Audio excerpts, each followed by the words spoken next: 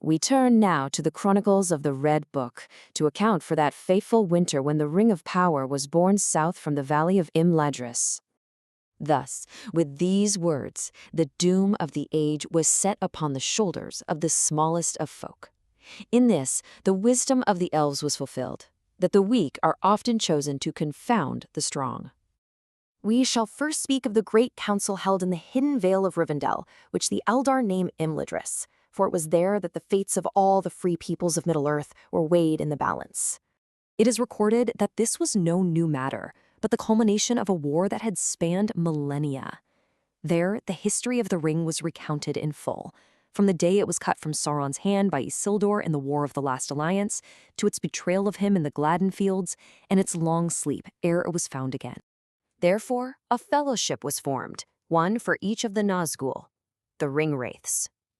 9 companions, representing the free peoples, were chosen to accompany the ring-bearer upon his perilous quest to the fires of Mount Doom.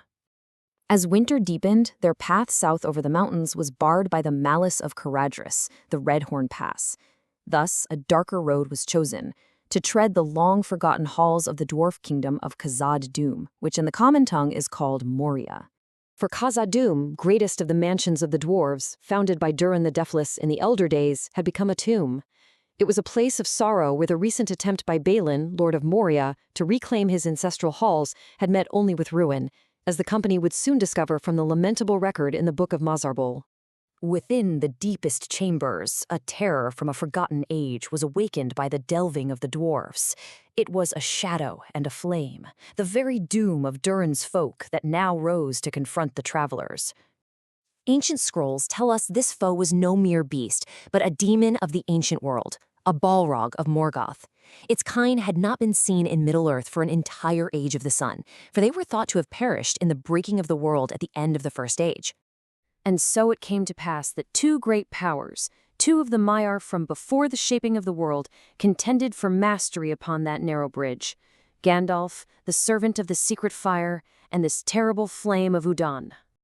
In this moment of willing self-sacrifice, the wizard was taken into shadow, shattering the bridge and ensuring the fellowship's escape.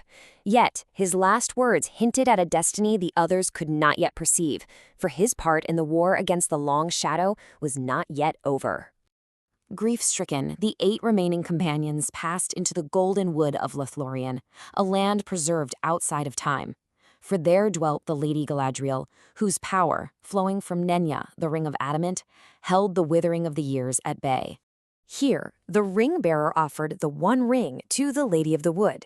This presented her with the greatest test she had faced since the rebellion of the Noldor in the First Age, when in her pride she yearned for a realm of her own.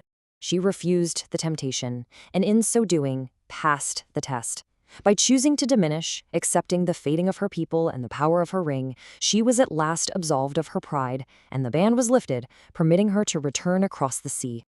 Before their departure, she bestowed upon each member of the company a gift. Each one was laden with foresight, foreshadowing the part they were yet to play in the war to come, most notably the 3 golden hairs granted to Gimli the dwarf, a treasure denied even to Feanor, mightiest of the elves of old.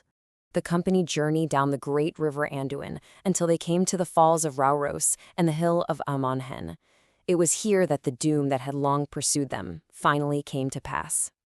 At the hill of Amon-Hen, the heart of Boromir, son of the Steward of Gondor, was overcome by the ring's corrupting promise.